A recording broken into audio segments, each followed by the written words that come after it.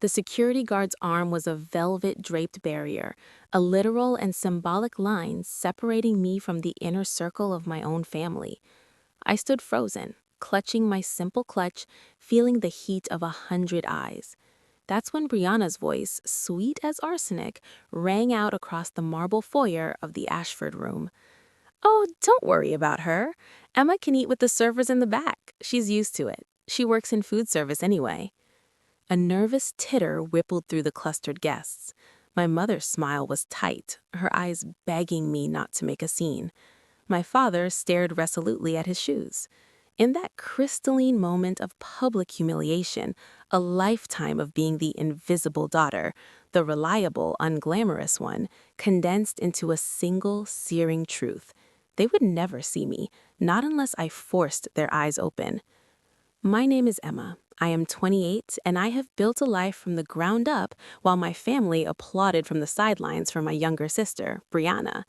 While they financed her influencer lifestyle, the designer leases, the apartment in a trendy neighborhood, the endless brand trips, I was the one they described as independent, a euphemism for neglected. At 16, I started as a dishwasher at Giovanni's, the grease and the grind my after-school reality.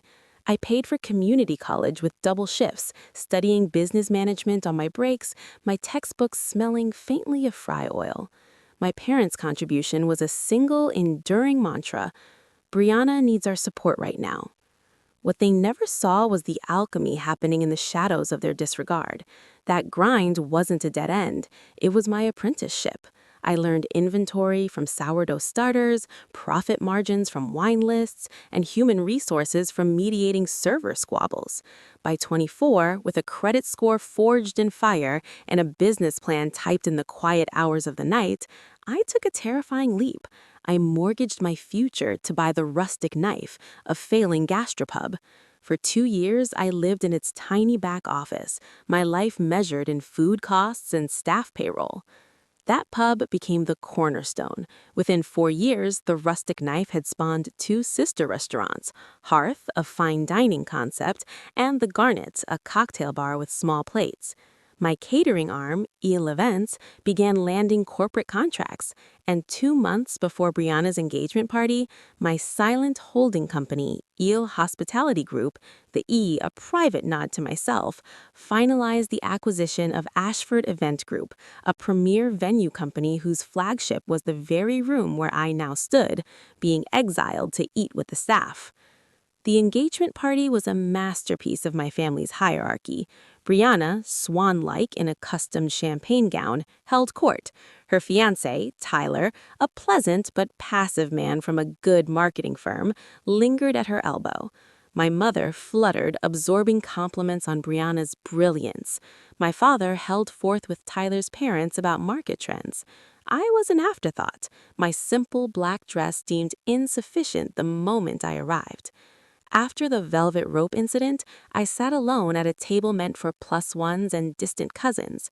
Through the propped open door of the VIP room, I could see my family toasting, laughing, a perfect tableau from which I had been airbrushed. A server, a young woman named Anna, whom I hired at Hearth 6 months prior, caught my eye as she passed with a tray of canapes. Her gaze held a flicker of shocked recognition and sympathy before she schooled her features into professional blankness. The irony was a physical taste, more bitter than the wine. The gift unveiling was the next act of the play. Brianna, a natural performer, opened presents for her Instagram feed. My gift, a handcrafted walnut recipe box filled with cards inscribed in my meticulous script with our grandmother's recipes for biscotti and marinara, was held up with tweezed fingers.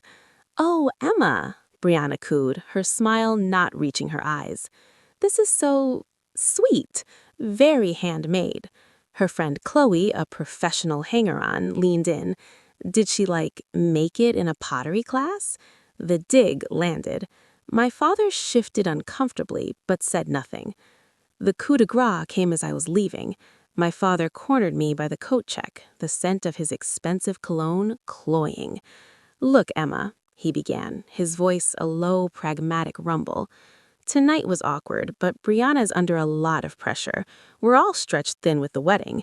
You're in the industry. Can you call in a favor? Get us a discount on the venue or catering? Family helps family. Before I could even process the request, my mother appeared, linking her arm with his. And Brianna's expanding her brand team. She needs a social media coordinator. It's part-time, but she'd pay you. It would be a foot in the door. They stood there, a united front, offering me the crumbs from my sister's table, utterly blind to the feast I had built for myself.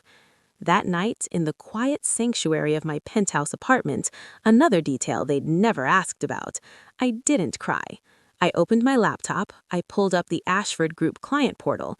There it was, Brianna Stevens and Tyler Grant. Deposit, $15,000, paid by Robert Stevens, Dad. I cross-referenced with my catering division's client list, Gradient Media, Tyler's firm, a $5,000 per month corporate lunch contract. I had literally been feeding his company for half a year. The plan formed not from malice, but from a cold, clear need for finality. I was done being a ghost in their narrative. I called Margot, my fiercely loyal operations manager. I'm taking the lead on the Stevens Grant venue walkthrough. Emma, are you sure? Her voice was laced with protective worry.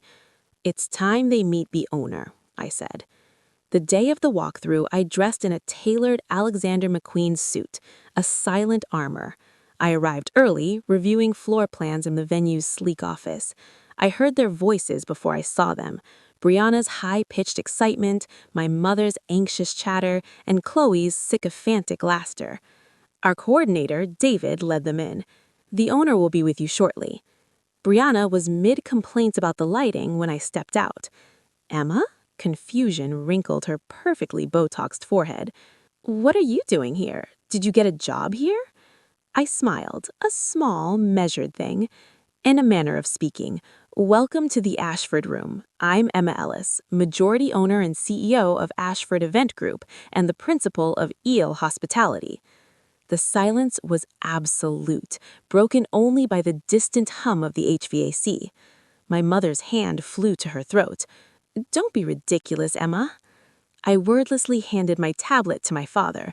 On the screen were the LLC documents, the acquisition agreement, the financials.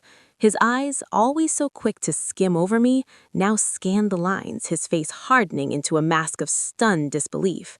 This is your company? Eel Hospitality? The E is for Emma? I finished. I swiped to another tab.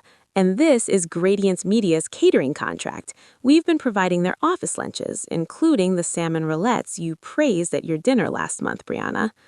Brianna's face cycled in shock, denial, and rage. You've been spying on us? This is creepy.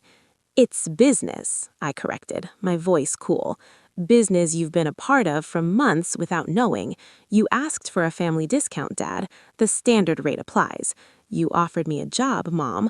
I'm currently not hiring, but I'll keep your application on file. Chloe, ever the defender, scoffed. So you got lucky with some investors. Big deal. I turned my gaze to her. Luck didn't wash those dishes. Luck didn't negotiate the lease for the rustic knife when the previous owner screamed in my face. Luck didn't work 90-hour weeks for a decade. This is the result of execution, something you've evidently never had to concern yourself with. I took back my tablet. The walkthrough is concluded. David will be your points of contact moving forward. Any decisions regarding your event will be flow through him and will be approved by me. The terms of your contract are binding. I turned and walked back toward my office. I didn't look back, but I felt the tectonic plates of our family dynamic shift irrevocably behind me. The wedding happened. It was at my venue. I attended as a guest of quiet significance, not mere a sister. The staff treated me with a deference my family couldn't ignore.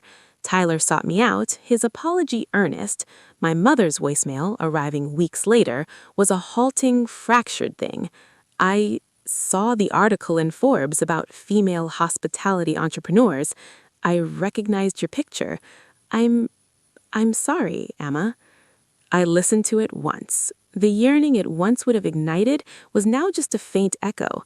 The victory wasn't in their shock, their apology, or their belated pride. The victory was in the quiet peace that followed. I had finally presented them with the invoice for their indifference, and the settlement was my liberation. I no longer needed a seat at their table. I owned the whole damn restaurant.